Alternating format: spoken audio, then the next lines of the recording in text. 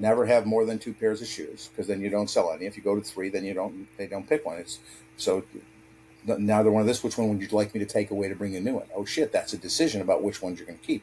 And then there's just ways in which you have to look at things in prioritization, and being able to say no. Alex Hormozy says no more than he says yes. Jeff Bezos says to say no. Peter Drucker, I think, said there's nothing so useless as doing well that which does not need to be done at all.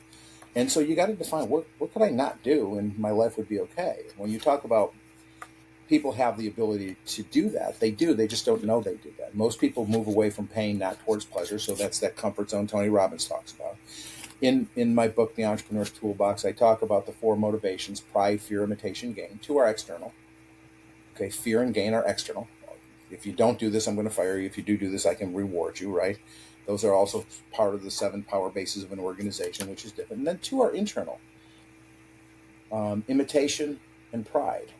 And we do lots of things at the beginning of our lives through imitation. We learn how to speak through imitation. We learn how to walk through imitation. There's lots of imitation that we do, and that becomes our primary learning.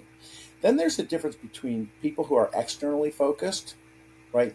They get a compliment, and other people who are like, I don't give a fuck what you think of me, right? It's just, so it's pride.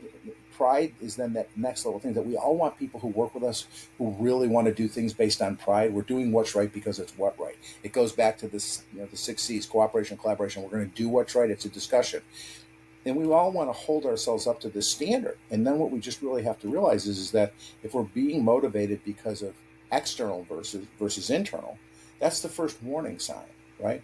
That we need to stop, assess, and say, what is going to add to my peace, add to my purpose, not provide me pain?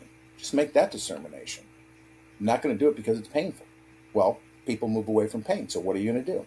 Well, I need to make more money. Why do you need to make more money? So I can buy a car. Hold on.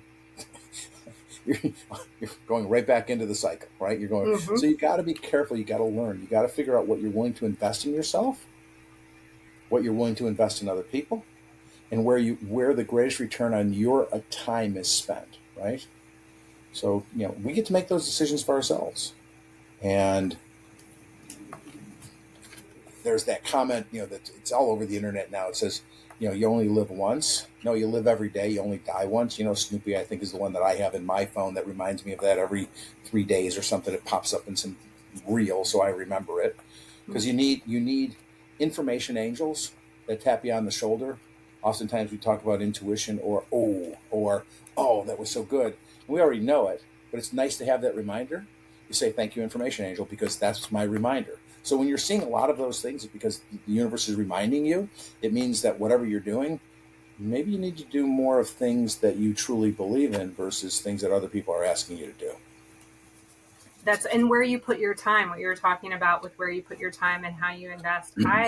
In the last 5 years, I've gone through so many very significant transitions. And over the last probably 2 years, something I started to realize and be able to articulate was it's not about time management, because I used to talk about time management all the time. Now I talk about priority commitment.